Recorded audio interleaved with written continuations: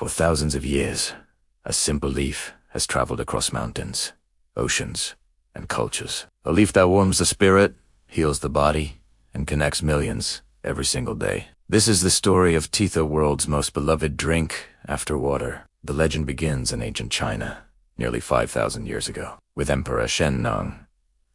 As the story goes, he was boiling water when wild leaves drifted into his pot. He tasted the infusion, and in that moment, the world changed forever. From China, this remarkable leaf crossed borders into Japan, where it became a central part of spiritual rituals and the famous tea ceremony. Later, it sailed with traders into Europe, transforming global trade, sparking conflicts, and reshaping cultures. But one island nation would soon rise to become the heart of the world's finest tea. Welcome to Sri Lanka, the island once known as Ceylon name, now synonymous with exceptional tea. Here, the air in the Highlands is cool. The rains are frequent, and the soil is rich with minerals. These are the perfect conditions for one of the world's most celebrated teas, Ceylon tea. Sri Lanka's tea journey began in the mid-1800s.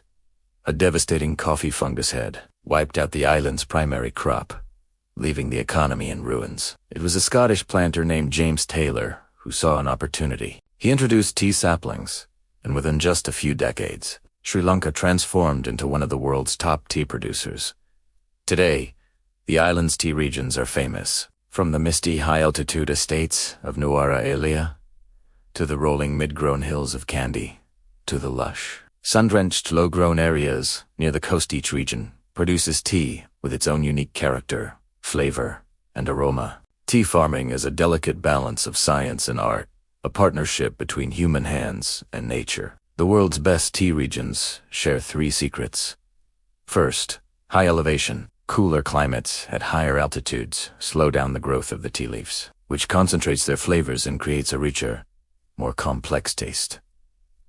Second, well-drained, acidic soil. This allows the plant's roots to breathe and efficiently absorb the nutrients that give the tea its signature profile. And third, consistent mist and rainfall. This natural irrigation keeps the leaves moist, vibrant, and full of life. The harvesting process itself is an art.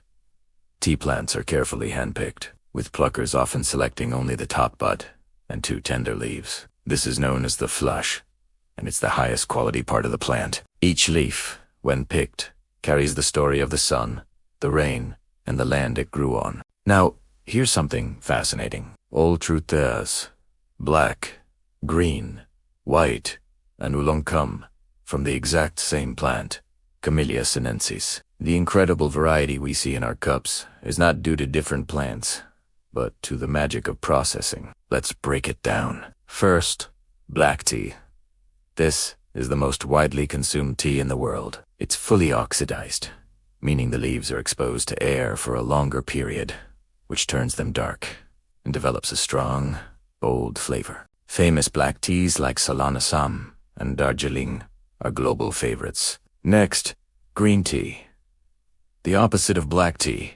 Green tea is the leaves are heated shortly after picking to prevent oxidation, preserving their green color and light, grassy flavor. China and Japan are masters of green tea craft, and it's packed with Then we have white tea. This is the least processed of all teas. Made from young buds and leaves, it's simply withered and dried. This gentle handling results in a delicate, subtle flavor, because it's so minimally processed and often harvested by hand. High-quality white tea is rare and can be one of the most expensive. Finally, oolong tea. Oolong sits somewhere between black and green tea. It's partially oxidized, a process that requires incredible skill from the tea master. The result is a wonderfully complex tea with floral and fruity notes, making it a true connoisseur's choice. And what about herbal teas? Drinks like mint, chamomile, and hibiscus are technically not teas at all, because they don't come from the Camellia sinensis plant. They are more accurately called tisanes, or herbal infusions. In terms of value, rare white teas and complex, high-grade oolongs often fetch the highest price per gram, but it's the robust, affordable, and versatile black tea that dominates global consumption. So, who drinks all this tea? The answer is the world. Tea is a global language spoken in countless cups every single day.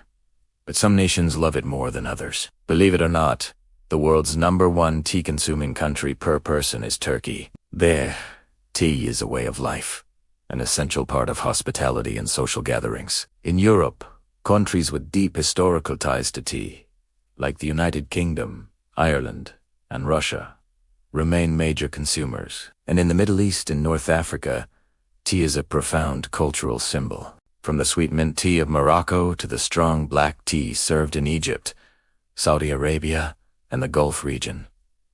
It represents community and welcome. Every day, billions of cups are brewed and shared, making tea a quiet, powerful bridge between cultures.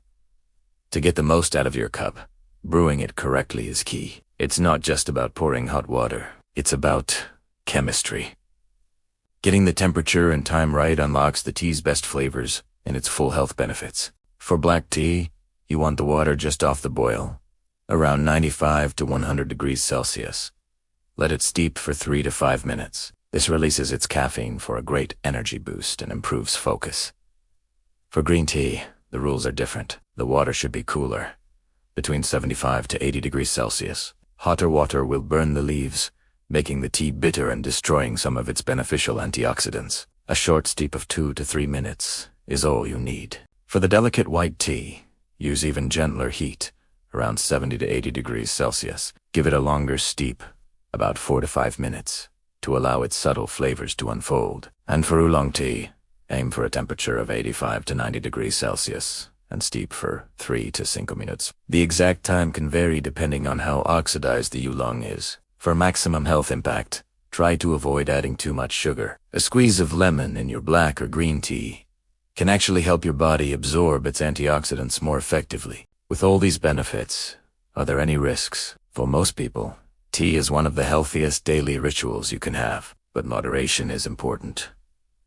Too much black tea can lead to caffeine-related issues like anxiety, jitters, or poor sleep, especially if you're sensitive. Drinking very strong tea on an empty stomach can sometimes interfere with your body's ability to absorb iron from food. And with herbal teas, some individuals might experience allergic reactions to certain herbs. But overall, when enjoyed sensibly, tea is overwhelmingly a force for good. If you ever have concerns about your health, it's always a good idea to speak with a healthcare professional. From ancient emperors discovering its magic to modern kitchens brewing daily comfort. From the lush green highlands of Sri Lanka to bustling tea houses across Europe and the Middle East, tea has shaped economies, inspired art and culture, healed bodies, and warmed hearts for millennia. It is so much more than just a drink. It is a universal symbol of hospitality, of taking a moment to pause, and of human connection. So the next time you hold a warm cup of tea, take a moment. Remember that you're holding centuries of history and tradition. You're holding the life of a leaf that traveled thousands of miles